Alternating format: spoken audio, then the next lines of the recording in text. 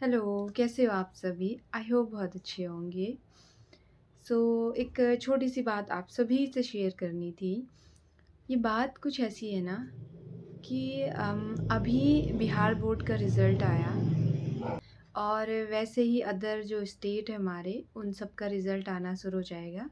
10th और 12th के जो रिज़ल्ट हैं, उसमें क्या होगा कि कुछ बच्चों ने टॉप किया होगा और वो उनकी अचीवमेंट है, तो उनको एप्रिशिएट किया जाएगा।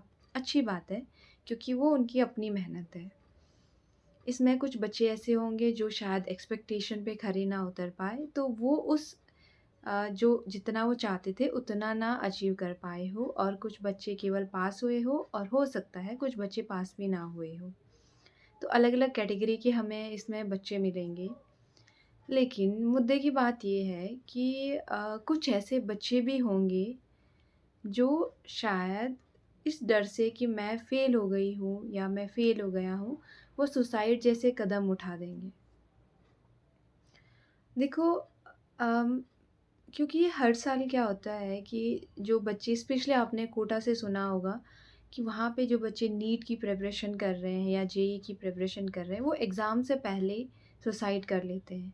और ये 1 साल की बात नहीं है, ये हर साल ऐसा होता है और एक 1-2 बच्चे नहीं, बहुत सारे बच्चे सुसाइड अटेम्प्ट कर लेते हैं। ये हमारा ना जो एजुकेशन सिस्टम है, उस पे क्वेश्चन मार्क उठा देता है कि हमने उस बच्चे को पूरे साल पढ़ाया, उसको प्रिपेयर किया एग्ज़ाम के लिए और लास्ट में जो जो उसका क्लास का एग्ज़ाम था, उसमें तो वो बैठ गया, लेकिन जो जीवन का एग्ज़ाम था, वो उसमें फ़ेल हो गया। अच्छी बात है कि जो बच्चा टॉप कर रहा है, वो उसकी अपनी इंटेलिजेंस है, वो उसका अपनी मेहनत है। उसको सेलिब्रेट किया जाना चाहिए। लेकिन उस बच्चे का क्या, जिसे मैथ्स नहीं पसंद थी, लेकिन फिर भी वो मैथ्स के क्लास में बैठा और वो एक उस एग्ज़ाम हॉल तक गया। उसने अपना जितना उससे हो पाया उसने किया। लेकिन वो हिंदी में बहुत अच्छा करके आ रखा है। कुछ बच्चे जिसने शायद ड्राइंग में अच्छा स्कोर किया हो। कुछ बच्चे ने हो सकता है सोशल साइंस में या अलग-अलग सब्जेक्ट्स में अच्छा स्कोर किया हो, लेकिन जो उसको मेरिट लिस्ट में उसका नाम ना आया हो। तो उस बच्चे का भी तो एफ़र्ट है ना उस एग्ज़ाम में। उसने भी तो पूरी मेहनत की, तो हम उस बच्चे को क्यों पीछे छोड़ देते हैं? हम उस बच्चे को क्यों नहीं एप्रिशिएट करते हैं?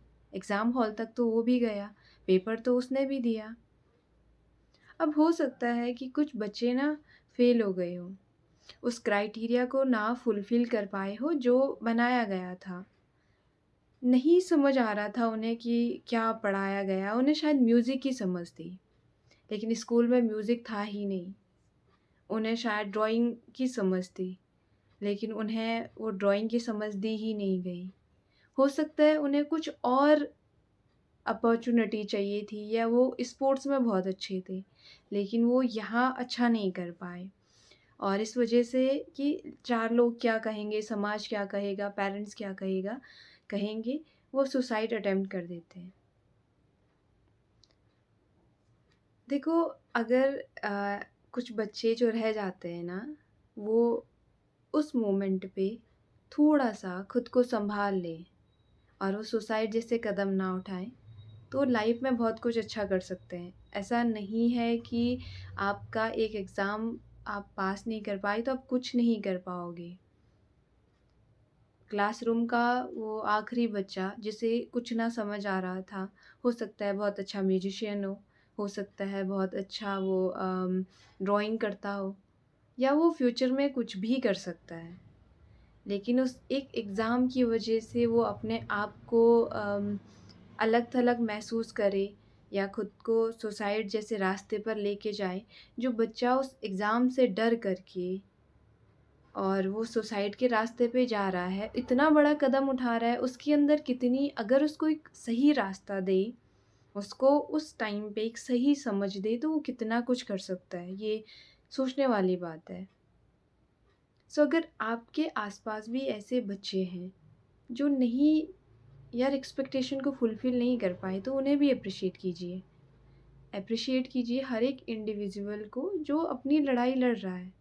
जिसको अपने भीतर से पता है कि वो बहुत कुछ कर सकता है, लेकिन जो बाहर की आवाज़ें हैं, उस शोर से शायद नहीं कर पा रहा है।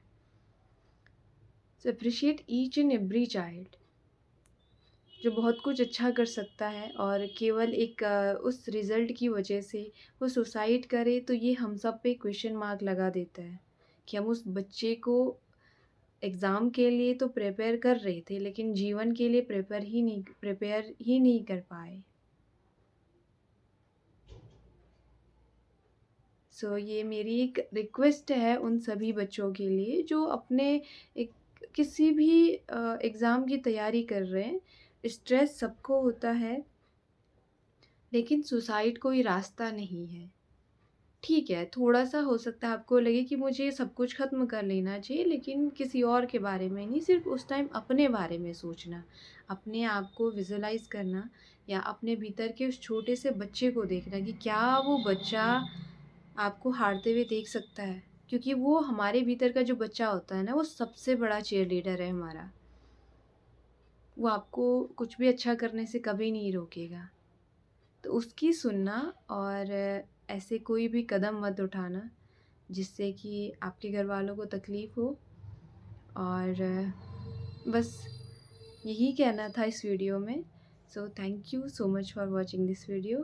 ख़्याल रखिए अपना और अपनों का।